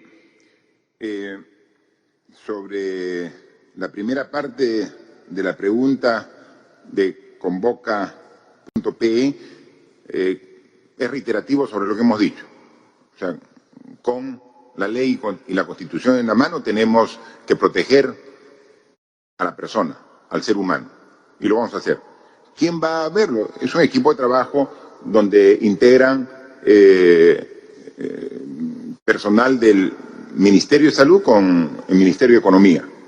O sea, quien tiene que liderar es el propio ministro, ¿no? O sea, este tema es de tal relevancia que no vamos a dejar a un funcionario la toma de decisión. Es el propio ministro de Salud el que va a liderar un equipo de trabajo con técnicos y funcionarios del Ministerio de Economía y Finanzas y del propio Ministerio de Salud, ¿no? Entonces, lo va a hacer y así vamos a trabajar.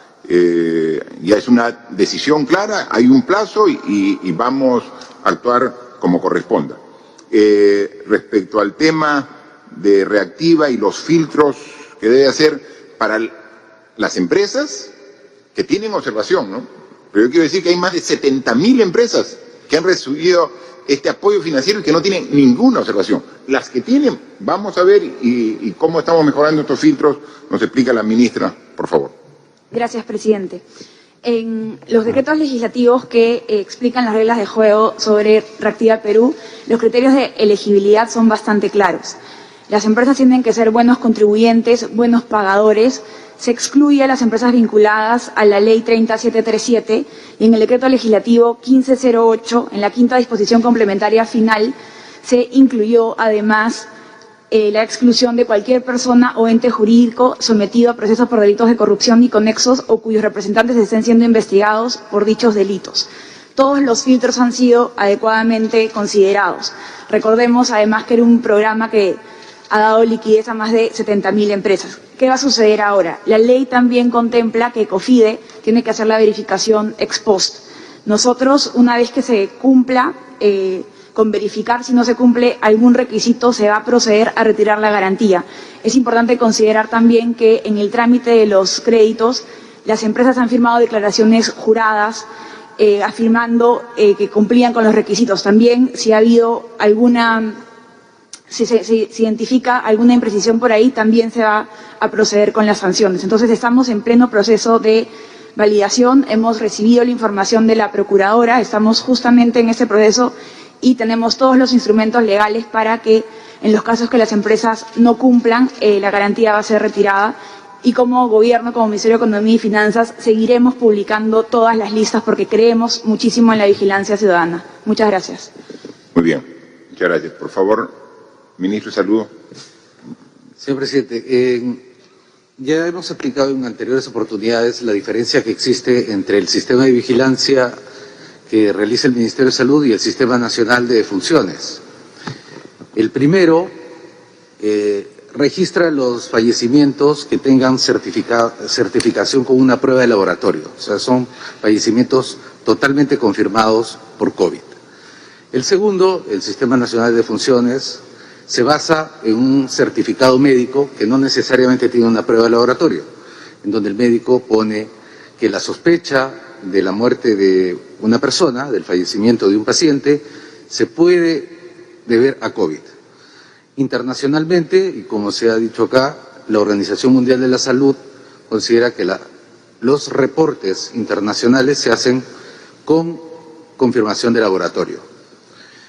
Por eso existe una diferencia entre el sistema de notificación del Ministerio de Salud y el del SINADEF, del Sistema Nacional de Defunciones.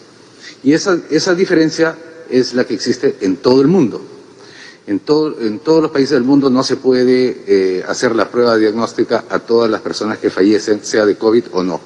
Por eso se reporta pacientes que han fallecido por coronavirus o por COVID-19 y pacientes sospechosos. He ahí la diferencia, señor presidente. Gracias.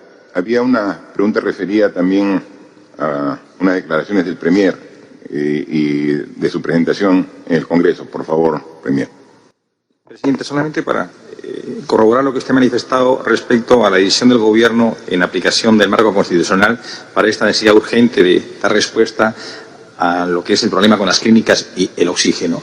Esto no es una amenaza, no debe ser, es una decisión de gobierno y acentuada en el principio de autoridad. Se ha estado dialogando, sin embargo, esto se viene dilatando y tenemos una responsabilidad frente al país de priorizar y de atender la salud. La Constitución del Estado se soporta en principios fundamentales como lo que es el bien común y la necesidad pública. Y más aún, el artículo 59 establece con mucha precisión que es un principio de la libertad de empresa que sus decisiones no sean lesivas a la moral y a la salud. Respecto a mi presentación en el Congreso, efectivamente manifestamos un tema que se viene abordando, que en las próximas semanas debe cerrarse, es una revisión y modificación a la ley de contrataciones. Esta se sostiene en principios rectores, ¿no? 1, lo que es la transparencia; 2, la no corrupción; y 3, lo que significa un principio de oportunidad, es decir, que todos los peruanos puedan participar de las compras o de las licitaciones que se proponen desde el estamento estatal. A efecto de ello, las modificaciones van en los siguientes, bajo las siguientes premisas. No podemos homogeneizar el tratamiento, por ejemplo, de las municipalidades. Una misma ley cuando hay municipalidades con un soporte presupuestal diferente. O sea, tenemos que trabajar acá con el llamado enfoque territorial. Lo segundo, las circunstancias están obligando a que nuestros contratos o procedimientos contractuales sean mucho más céleres, más rápidos, más dinámicos en su ejecución. De ninguna manera, en ambos casos puede soslayarse lo que es la transparencia de los procesos. Y lo tercero también está relacionado a las medidas cautelares. Con muchas facilidades, sea en un procedimiento judicial ordinario o sea a través de un proceso arbitral, las medidas cautelares, obviamente por los perdedores de un proceso, neutralizan, suspenden o paralizan la ejecución de un proyecto. Estamos revisándolo, especialmente a instancia del Ministerio de Justicia, para que este tipo de acciones, que pueden ser perfectamente válidas, pero no tienen por qué limitar la expectativa de zanjar una necesidad social, cual es en este caso la infraestructura pública. Y finalmente también estamos revisando lo que es la participación en futuros contratos de aquellos que de manera directa o indirecta, a través de los llamados consorcios, tengan algún grado de involucramiento en graves hechos de corrupción. Si se evidencia que tienen grado de corrupción frente al Estado, cualesquiera que sea su nivel, municipio, gobierno regional, gobierno nacional, no tendría por qué participar en procesos futuros. A efecto de ello, este está en pleno proceso de revisión y esperamos que en el plazo más corto puedan ya materializarse a través de un proyecto de ley ante el Congreso. Bien, cuando hablamos de una solución para el problema específico que se presenta con el oxígeno y con el caso específico de la atención hospitalaria en las clínicas privadas, lo hacemos con el concepto de que este gobierno respete el derecho de propiedad. Pero ahora, en una pandemia, el bien común es la salud y la vida de las personas. Entonces, ¿cómo se puede conciliar esos dos criterios? O sea, ¿cómo se puede respetar el derecho de propiedad y cómo se puede poner sobre ese derecho de propiedad circunstancialmente el derecho a la vida y a la salud del ser humano, de todos nosotros? Por eso es que cuando decimos que hay un plazo y lo vamos a cumplir, es que esperemos que antes se llegue a un acuerdo, es que hay los mecanismos legales para poder garantizar el uso de esos servicios en bien de la ciudadanía. No con el ánimo de quedarnos con una propiedad privada de manera definitiva y permanente, ese no es dar el servicio a la población al precio justo en el plazo que dure la pandemia. O sea, es ahora donde necesitamos. Entonces, hay medidas que tienen que darse en el corto plazo. Hay la norma te la justifica, te da el respaldo. O sea, ¿se puede aplicar? Sí. Porque el bien supremo es la persona humana. Y tenemos que ver. Y el derecho de propiedad se respeta. Damos el servicio en este periodo. Y obviamente después, la propiedad, eso no se toca, pasando el periodo de la pandemia, ¿no? Entonces, para atender en este periodo. Pero también hay que pensar ya en el mediano y largo plazo. ¿Por qué estamos así? Porque tenemos un mal sistema de salud. O sea, si tuviéramos un sistema de salud potente, no estaríamos requiriendo eso, entonces tenemos que cambiar. ¿Por qué estamos así? Porque tenemos un país de 32 millones de habitantes tan extenso, solo con 2 proveedores de oxígeno. No puede ser, pues. O sea, tiene que haber, o sea, ¿Incentivamos la inversión privada? Por supuesto que sí, si es la base del motor de la economía, la inversión privada, claro que sí, pero con competencia. O sea, que hayan diversidad de alternativas para que la población pueda escoger. Entonces, eso es lo que tiene que corregirse en el mediano y largo plazo.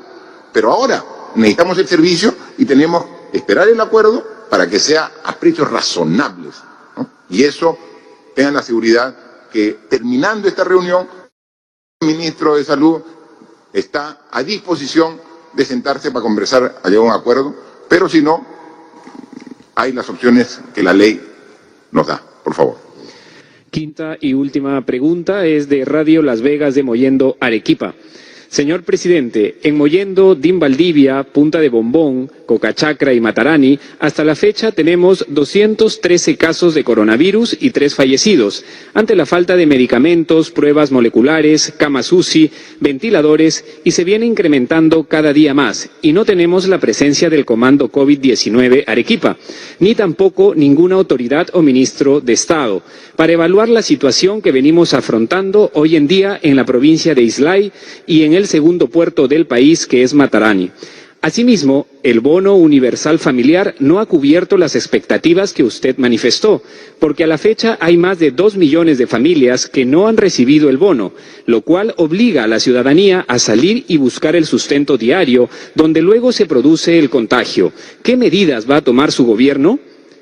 ¿Por qué en el programa Aprendo en Casa lo dictan actrices y no docentes de carrera? Al hacerlo un personaje público que no tenga títulos, denigra la carrera del docente y le resta importancia a dicho programa del Estado, que no llega a los sectores más alejados del Perú, y más aún la falta de una tablet que usted prometió. Bien, yo pediría los 3 aspectos que trata la pregunta de este importante medio de la provincia de Islay, en Arequipa, en Mollendo. La responda el ministro de Salud, la ministra de Desarrollo e Inclusión Social y el ministro de Educación. Por favor. Señor presidente, al nivel de detalle en Islay es difícil de llegar, pero estoy seguro que lo que nosotros hemos enviado a Arequipa en términos de equipamiento, equipos de protección personal, medicamentos, insumos, pruebas, tanto las rápidas como las moleculares, además la infraestructura que estamos desarrollando en la zona es importante. De hecho, voy a transmitir esta preocupación por Islay al equipo que se encuentra en estos momentos en Arequipa y que viajó con el señor ministro de Agricultura en su última visita. Nosotros hemos enviado a casi 900.000 unidades de equipo de protección personal para ser distribuidos por el gobierno regional y el comando COVID de la zona a todas las provincias y distritos. Obviamente, el equipo allá localizado y el gobernador son los que deciden cuáles son las zonas más prioritarias que otras. Igual pasa con la ivermectina. Hemos enviado aproximadamente 7.000 tratamientos de ivermectina dirigidos específicamente a las zonas más golpeadas y proseguiremos enviando el medicamento, al igual que en el caso de las pruebas rápidas, hemos destinado cerca de 35.000 pruebas rápidas y pruebas moleculares alrededor de 4.000. Específicamente a Islay, voy a trasladar esa solicitud al equipo que se encuentra en estos momentos trabajando conjuntamente con el gobernador regional. Gracias. Por favor, la ministra de Desarrollo e Inclusión Social sobre el tema del bono. Sí, sobre la provincia de Islay, en el distrito de Mollendo se han recibido 1.700 bonos, en Islay 7.000 hogares han recibido y en Arequipa 110.000. Y como efectivamente dijo el presidente, 5.3 millones de hogares lo han recibido a nivel nacional. Aún faltan 2 millones, como lo explicó. Esos 2 millones ya están en el Registro Nacional de Hogares y esta semana, o al máximo la próxima, ya se va a publicar el nuevo padrón de beneficiarios del último bono que conforme al bono universal, que va a llegar más o menos más de 7 millones de hogares en todo el Perú. Gracias, ministra. Por favor, ministro de Educación. Muchas gracias, presidente. Como usted lo ha dicho, Aprendo en Casa es una estrategia para poder asegurar la continuidad del servicio educativo en la emergencia con las instituciones educativas cerradas. Podemos decir que hemos llegado al 95% de los hogares gracias al esfuerzo de los docentes. Los docentes tienen una actividad muy importante en relación al programa. Ellos tratan de contactar a cada uno de sus estudiantes a pesar de no tener la posibilidad de verlos de manera presencial. Este avance en la cobertura ha sido posible gracias a que hemos incorporado no solamente internet, sino también televisión y radio. Y evidentemente en televisión en algunos programas participan las comunicadoras, actrices, pero eso no significa que en su diseño no hayan participado docentes o que incluso en el propio programa no participen también docentes o que en toda la estrategia Aprendo en Casa los docentes no tengan una centralidad en el avance de la estrategia. En relación al tema de las tablets, presidente, como usted ha dicho, esta es una oportunidad de tratar de llegar a cada niño o niña de la zona rural. Estamos en el proceso de adquisición de las tablets. Ha sido un proceso que se inició a partir de mediados de abril, cuando salió el decreto legislativo. Luego diseñamos la focalización, es decir, a quiénes van a llegar estas tabletas. Podemos decir que van a llegar a aproximadamente un 75% de los servicios educativos de cuarto y primaria a quinto y secundaria públicos del país, y básicamente porque estamos tratando de, en primer lugar, cerrar la brecha digital y en segundo lugar, aprovechar ese medio para poder al mismo tiempo cerrar la brecha de los aprendizajes. Hemos trabajado fuertemente en los contenidos de las tabletas y estamos ya cerrando el proceso de adquisición de las tablets luego de un concurso público que ha sido transparente y está siendo además seguido muy de cerca por la Contraloría con control concurrente. Muchas gracias, ministros, ministras, por las respuestas a las preguntas de los diversos medios de comunicación. Acá somos un equipo que con mucha humildad, pero que con mucho esfuerzo está trabajando las 24 horas del día para enfrentar esta pandemia. No es una tarea fácil. Es una tarea compleja, pero no nos achicamos. Estamos aquí para enfrentar las dificultades que se presentan todos los días, en un Estado con muchas limitaciones, en una salud precaria, y que no solamente el esfuerzo que estamos haciendo debe conducirnos a atender directamente los efectos del COVID-19, sino a una reflexión profunda de qué hemos hecho mal, no en los últimos 100 días, sino tenemos que analizar un poquito más atrás, qué hemos hecho mal en los últimos 100 años. O vayamos al bicentenario que cumplimos el próximo año 2021. 200 años de vía republicana. Y no podemos llegar a la familia que está a 300 kilómetros de Lima por falta de una comunicación adecuada. O sea, sentirnos ajenos y extraños como ciudadanos dentro de nuestro propio país. O sea, ese es el tipo de país que queremos, donde hemos descuidado conceptos tan importantes que es la casa grande, que todos queremos y necesitamos, como es el ambiente. Entonces, vamos a seguir en esa situación de dejar de lado el aspecto humano, la atención a los sectores de salud, educación, a menospreciar la importancia del ambiente en la vida propia del ser humano. Todo eso tenemos que cambiarlo.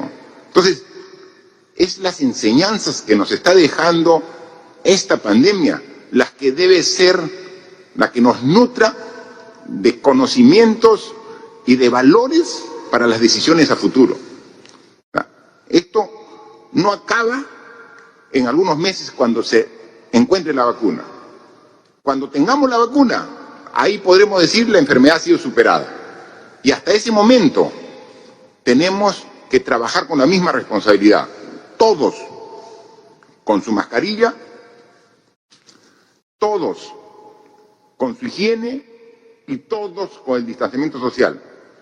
No nos confiemos, no bajemos la guardia, pero cuando se encuentre el tratamiento terapéutico, cuando se encuentre la vacuna, podemos decir que la crisis, que la emergencia, ahí sí está superada. Pero a futuro debemos internalizar la experiencia de lo que hemos hecho mal en el pasado y corregirlo pensando en el mediano y largo plazo. Ese es el rol que toca a todos. Y teniendo en cuenta que ya el próximo año vamos a tener elecciones para elegir nuevas autoridades que nos reemplacen aquí como Ejecutivo y nuevas autoridades que reemplacen en el Congreso de la República. Veamos y desde ahora comencemos a evaluar en las mejores opciones, que piensen con esta mentalidad de un cambio de paradigmas, de lo que pensábamos que era lo mejor, lo adecuado, no necesariamente lo era, que manteniendo todo lo bueno que hemos hecho, atendamos las prioridades que hemos descuidado. Depende de nosotros que esta experiencia genere un cambio para mejor en las personas, en las familias, en la sociedad en su conjunto. Y ahí podremos decir que los daños, que el efecto negativo que hemos tenido justificó un cambio de actitud de todos para lograr el paso cualitativo hacia el progreso y desarrollo que nos merecemos todos los peruanos. Han pasado 100 días. Hemos mejorado. Sí, contrario a las muchas voces que dicen que el Perú ha fracasado, no ha fracasado el Perú. Soy enfático en afirmarlo. Con todas las dificultades, los peruanos, lento pero seguro, estamos venciendo al COVID-19. Sigamos en ese mismo esfuerzo. No flaqueemos. Es ahora donde se necesita toda la fortaleza de la que estamos hechos los peruanos. Continuemos en esa misma ruta. Corrijamos los errores, que los aceptamos, que tenemos muchos, pero no nos desviemos de este camino que nos lleve hacia un futuro mejor para el Perú y para los peruanos. Así que son 100 días. Daremos cuenta cuando pasen 100 días más y estaremos siempre dando cuentas aquí, frente a ustedes, porque ustedes nos debemos y por ustedes haremos todos los esfuerzos para dejar un Perú encaminado el próximo año cuando dejemos la presidencia y el gobierno. Muchas gracias.